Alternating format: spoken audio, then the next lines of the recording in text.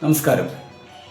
ഈ ലോകകപ്പിൽ Argentina France മത്സരം ഫൈനൽ പ്രതീക്ഷിക്കുന്ന പ്രേക്ഷകർ പലരുമുണ്ട്. കളിയാസ്വാദകരും കളി വിലയിരുത്തലുകാരും ഒരുപോലെ ഇരു ടീമുകളും ഫൈനലിലെത്താൻ സാധ്യതയുള്ള ടീമുകളാണെന്ന് പ്രവചിച്ചിട്ടുണ്ട്. അതുകൊണ്ട് തന്നെ ഇപ്പോഴത്തെ ഫോമിനനുസരിച്ച് ഇരു ടീമുകളും ഫൈനൽ വരാം. അർജന്റീന ഫ്രാൻസ് പോരാട്ടത്തെക്കാൾ വലിയ ഒരു മത്സരത്തിന് ഈ ലോകകപ്പ് വേദിയാകുന്നുണ്ട്. നമ്മൾ നേരത്തെ തന്നെ അത് പറഞ്ഞതാണ്. മികച്ച ഗോൾ വേട്ടക്കാരൻ ആരാകും എന്ന് നിശ്ചയിക്കാനുള്ള ലോകകപ്പായി ഇത് മാറുന്നു എന്നതാണ് ഏറ്റവും പ്രധാനപ്പെട്ട കാര്യം. മെസ്സിയാണ് മുന്നിൽ.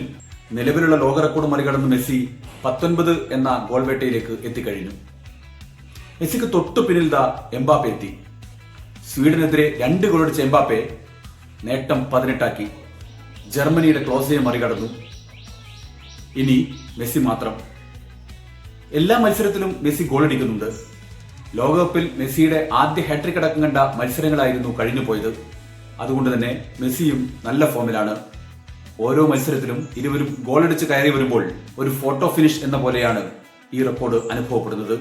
സ്വീഡനെതിരെ 2 ഗോൾ നേടിയപ്പോൾ എംബാപ്പെ മറ്റു നേട്ടത്തിന് കൂടി അർഹനായിരിക്കുന്നു. ഈ ലോകകപ്പിൽ ഏറ്റവും കൂടുതൽ ഗോളടിച്ച താരങ്ങളിൽ മെസ്സിക്കൊപ്പം എംബാപ്പെ എത്തി. മെസ്സിയും എംബാപ്പയും 6 വീതം ഗോളുകൾ. നോക്കൌട്ടിൽ മെസ്സിയുടെ മത്സരം അവസാനിച്ചിട്ടില്ല എങ്കിലും ഇപ്പോൾ ഇരുവരും ഒന്നിച്ചാണുള്ളത്. തൊട്ടു പിന്നാലെ നോർവേയുടെ ഹാലൻഡ് ഉണ്ട്, 5 ഗോൾ. മെസ്സിയും എംബാപ്പയും തമ്മിലുള്ള തീപാറുന്ന പോരാട്ടം വരും ദിവസങ്ങളിൽ നമുക്ക് പ്രതീക്ഷിക്കാം. നന്ദി, നമസ്കാരം.